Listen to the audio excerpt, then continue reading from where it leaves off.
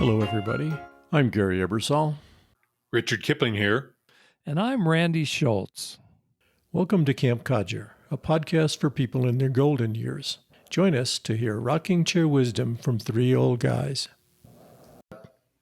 The year 1968 just might be one of the most turbulent and interesting years in modern history. The Vietnam War was dividing America. Technology was marching forward. The younger generation was making itself heard and asking for change. And the news was delivered to homes everywhere in living color. On today's episode, the Camp Codger counselors will be remembering and discussing what happened in 1968, the good, the bad, and the ugly. But first, we're going to talk about someone who we think has earned the honor of Codger of the Week. Some of my favorite podcasts are produced by the folks over at Freakonomics Radio Network. Steve Levitt, co-author of the Freakonomics books, hosts one called People I Mostly Admire. In the latest episode, Levitt interviews Robert Solow, Nobel Prize-winning economist who taught at MIT for decades. Just listening to an interview with a giant in the field of economics was good enough for me, but the Camp Codger spin is that Solow is 98 years old. Yes, 98. And he is still on his game. Solow is smart, funny, and most endearing to me, he seems to be dealing with aging with grace and humor. The folks at Freakonomics Radio graciously gave us permission to play a few short clips from this episode. A link to the full episode is in the show notes below. You're not exactly a young man. You're 98 years old. I use you as a model of how I'd like to grow old. It seems like you haven't lost a step mentally. Do you think that's just luck? That's not quite right. You don't know the reality. I'm aware of the fact that I have deteriorated physically much more than I've deteriorated mentally. But I was certainly sharper when I was younger than I am now. I am lucky in that I can still think, not as well, and God knows not as quickly. God, it takes me forever to get to the bottom of anything. But I can still think, whereas I can't see and I can't hear. But it's just the luck of the draw. What's it been like for you to outlive so many of the people you've known? I miss my friends. I miss the people in my department. We were good colleagues. I miss Paul Samuelson a tremendous amount. It's a lonely thing to get very old, but I'm not giving it up. Are you still enjoying life? On a good day, certainly, or in the good parts of every day, yes. What's your attitude towards death? Are you afraid? My attitude toward death is that an awful lot of people have managed to do it, so I guess I will too. I'm not happy at the idea. A friend of mine said, I don't mind dying, I just don't want to be there when it happens. I'm 100% in agreement with Steve Levitt that Robert Solow is a great role model for aging, and we are delighted to recognize him as our Codger of the Week. Richard, any thoughts on this week's Codger? Well, anybody who could do what he does at 98 deserves a big round of applause. Absolutely. Randy, you want to turn on the Wayback Machine and take us to 1968? Thanks, Gary. Our show today is called What Happened in 1968. Most of our Camp Codger listeners remember 1968 as an eventful and important year. For those of you who don't remember 1968, you are sure to learn something about late 20th century history by listening to this podcast. Back in 1968, the 60s were definitely in full swing. But that doesn't mean 1968 was filled with only peace, love, and unity. There was also violence and discord. And we're going to talk about all of this right now. Richard, as the journalist in our group, what do you think was the biggest story in 1968? Which month do we want to talk about? This was all 55 years ago, and in some ways it feels like it's from another life. But I have to vote for the announcement by then President Lyndon Baines Johnson, on March 31, after he'd barely won the New Hampshire primary and after RFK had announced he was entering the race for president. Johnson announced he would not run for re-election. He set in motion for me, and I think for many, the rest of the year. Yeah, that was a big story. I remember that. I was 13 years old at the time. Gary, what do you think the big story was in 68? You know, there's so much happened that it's hard to believe. I share Richard's awe at what happened, but I really think it had to be the introduction of the Big Mac at 49 cents. Come on. I did not see that one coming. But think about it. It was McDonald's, and it was the hamburger that defined the next 50 years. We still talk about Big Macs 55 years later. Right. But seriously, it was the assassinations of Robert Kennedy and Martin Luther King coming so close together. For me, it was a loss of hope. I mean, these guys were beacons of light. Things went dark. Oh, it was a total hit to the solar plexus, no question about it. It more or less ruined the rest of the year. Pretty much. Like you said, Gary, those two assassinations, either one of them could have been the biggest event of any year in the last 50 years. You know what I mean? Absolutely. And the fact that they happened within 2 months of each other. Martin Luther King was killed April 4th in Memphis. RFK right after the California primary, June 5, almost literally 2 months apart. I think those are the two biggest stories of the year. The fact that we also knew about them so quickly and knew so much about the details. Martin Luther King's speech that he gave the night before, I may not get to the mountaintop with you, but our people, we as a people, will get to the mountaintop. And then the next day he's shot. That took the wind out of so many sails in America. Right. It just devastated us. There were other big events on top of the three that we've already mentioned. Gary, what would be another one of your, top events of 68? One of the things that struck me in 1968 was the chaos at the Democratic National Convention. Oh. I mean, that was amazing. It was just nothing like we'd ever seen at a convention before. It catalyzed the anti-war movement, I think. But the convention basically brought it into the open, brought it to television, and brought it basically to your TV. No question about it. It was shocking because of the coverage of the convention. The video coverage of the convention showed the violence on the streets of Chicago. You couldn't deny it. Yeah, absolutely. There was a lot going on during that convention. Well, the other huge story of 1968 that runs through the entire year, the Vietnam War.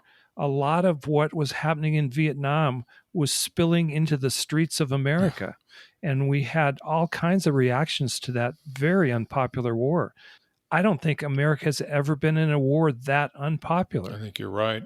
And also, it was such a galvanizer for college campuses. People who'd never been in any protest at all were suddenly out in the streets protesting the events of the war. It was so central to almost everything. It was central to the economy because all the war spending essentially drove inflation. We had almost 5% inflation in 1968, which is very high by conventional economic standards. It created family conversations that wouldn't have happened if the war weren't there. On a personal level, for many of us, the Vietnam War was really about how long can I stay in college so I don't have to get drafted. Yes. Remember Nixon's main phrase in 1968, the silent majority. The majority of people in the country aren't like these students protesting in the streets. Yeah, that was kind of a brilliant piece of marketing. It was. To encapsulate something that he was trying to sell to the American people in order to get elected. He could have been 100% right, but even if he wasn't, it was brilliant marketing. Absolutely. In addition to the Vietnam War, there was another military operation that was in January of 68. It was a huge story when North Korea captured the Navy intelligence vessel USS Pueblo. Do you guys remember Yes. that? Barely, but yes. There were 83 American crew members captured and held in North Korea. Not a good situation. If it weren't for the Vietnam War, that would have been an active war. We would have probably Absolutely. responded differently if we weren't mired in Vietnam. Right. It's quite amazing. January, February was also the Tet Offensive by North Vietnam and the Viet Cong in South Vietnam. You know what I learned in the research for this show? I never knew what Tet meant. Do you guys know what the word Tet is and why it was called the Tet Offensive? I don't know. Tet is the North Vietnamese term for the Lunar New Year. And that's when this New was Year launched offensive. at the end of January. Yeah. You know, for the last 15 minutes, we've really dumped a lot of heavy stories on people. Is there anything good? Is there anything happy Yes. or pleasant that happened in 1968? Yes, and I'll start that. There's something much more important. It's in Wikipedia, it's in everything. And that is that Richard Kipling got his master's degree in 1968. Oh my! You read about it, Lord. right? It was all over the news. Richard, congratulations. And forgive me for not congratulating you sooner on that. Good for you. Only 50 years too late. What the hell? Well, excuse me, guys, but we were talking about 1968 a moment ago. Really, Richard, give me a good story, a good news story. There was certainly some music I liked. I can't think of any films that really hit me in 1968. Oh, Am my I God. wrong? Oh, this is my segue. Take it. There was a little film that came out at the very end of December 1967, probably to make it eligible for the Oscar Awards. A little film called The Graduate. Yeah. So that was December of 67, so I did all the homework. The Graduate was by far the biggest hit movie of 1968. As a matter of fact, it made $104 million in America, in an age where the average movie ticket cost $1.25. By today's standards, that would be like the biggest blockbuster ever released. The next closest grossing movie to The Graduate in 1968 was, can you guess? 2001, Space Odyssey. That's a really good guess. And you know why? Because that's the correct answer. It made $58.5 million. Okay, so we've got The Graduate. Oh, no, I made a mistake. Stop the presses. The real top five of actual dollars in 1968 were The Graduate, Funny Girl, Barbra Streisand, 2001: A Space Odyssey, The Odd Couple, and Bullet. Remember Yes. Steve McQueen Yes. driving that Mustang through San Francisco. Those are iconic movies. That was a good Wow. movie year. Wow. Yeah, it really was. One of the things that The Graduate left any 20-year-old guy Oh, boy. with is this sense of, oh my God, this older woman Yeah. syndrome, right? Anne Bancroft. You attracted all the older women like the 30-year-olds, you know? You thought, oh my God, wouldn't life be wonderful if you ran into Mrs. Robinson? Well, Gary, we don't have time to get into your psyche here. Do you remember the car Dustin Hoffman drove in that movie? Yeah, it was a Mustang. No. It was an Alpha. Yes. Oh, I'm sorry. I got the wrong movie. That was Bullet. So, Gary, what have you got for us that we haven't talked about from 1968? I thought one of the interesting things was the music. And I know we did 1960s music many, many episodes ago. And all of the people that I found for this 68 list, we didn't talk about. Nobody mentioned Steppenwolf, right?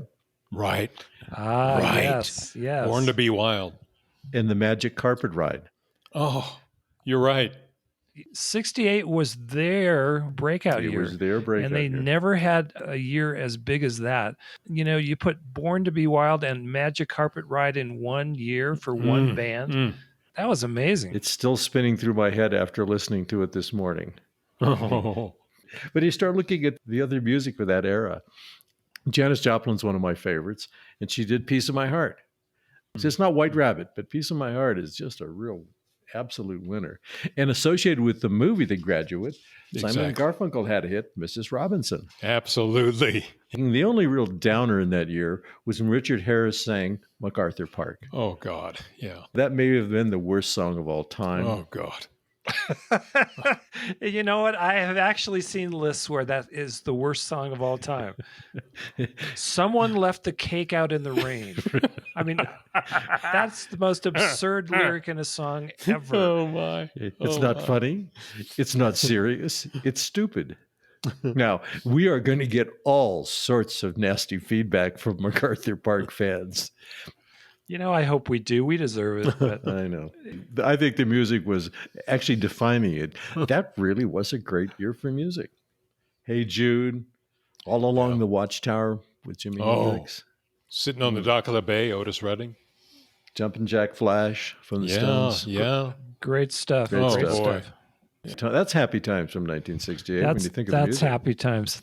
All right, there was a big story, and it ended the year. It was the big story in December.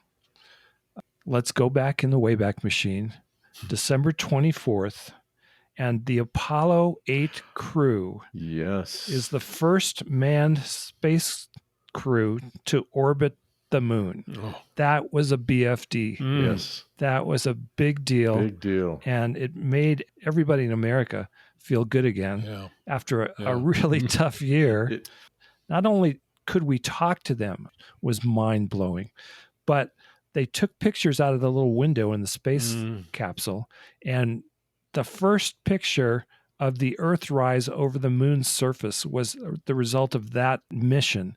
And that's still, it's just a beautiful image. And it made us feel good again. Gave us some hope back. It did. And in a year when race relations in America got as violent as they've ever been, there was also something in 1968 that is not a major news story. At least it wasn't at the time. But when you look back on it, this, I think, was significant. On the Star Trek show, the original show, during 1968, the first interracial kiss between a white person and a black person occurred on the Star Trek episode that aired on November 22nd. It was a big deal. It was a big deal. Especially given the context of what was going on in America at that time. A lot happened, folks, in 1968. We can't cover it all. But I got to give you guys one more shot. Is there anything that you want to mention from 1968 before we close the doors on this topic? I think 1968 opened up something that we're still seeing today. It was the beginning of our culture wars. Archie Bunker, Meathead. I was Meathead. I can tell you that we've had people in my family who were Archie Bunker. Mm-hmm. It really brought the cultural differences to the table and allowed us to talk about them. We talked about them in television. We talked about them in the street. And I'm certain if your family was like my family, we had lots of fights over these social and economic and cultural issues. And if we think the partisanship is bad today, it was pretty bad in 1968. And I think we forget that. I think you're so right. And the name that we have not yet invoked here is George Wallace.